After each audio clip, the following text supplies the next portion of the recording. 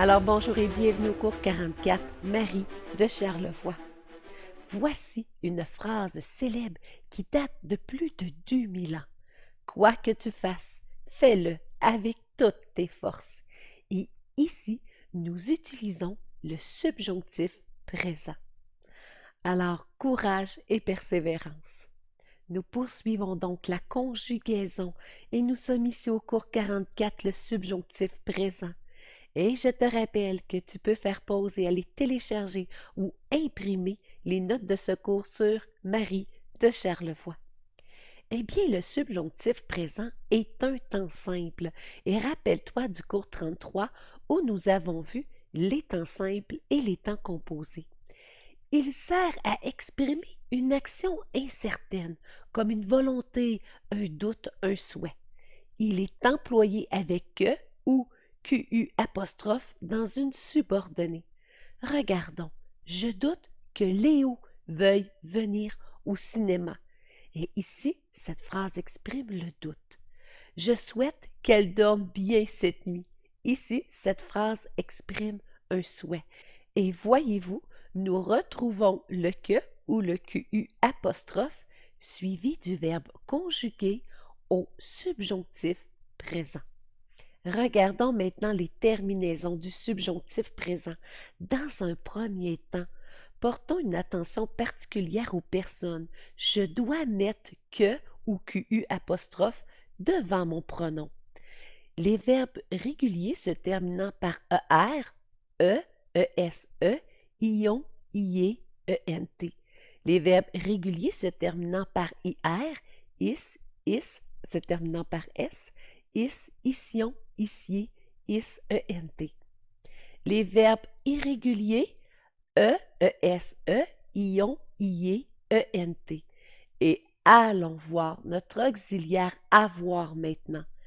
Que j'ai, que tu aies, qu'il ait, que nous ayons, que vous ayez, qu'ils aient. Le verbe être, que je sois, que tu sois, qu'il soit, que nous soyons, que vous soyez, qu'il soit. Et attention, il est important de bien connaître le verbe avoir et le verbe être au subjonctif présent, car nous les utiliserons lors de la formation du subjonctif passé. Et regarde ici un exemple avec le verbe finir, qui est un verbe régulier se terminant par IR. Je désire que tu finisses ton devoir avant le dîner. Toutefois, plusieurs verbes irréguliers changent de radical au subjonctif présent.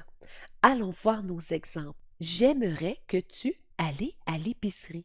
Alors, je dois conjuguer le verbe aller au subjonctif présent, ce qui donnera que tu ailles.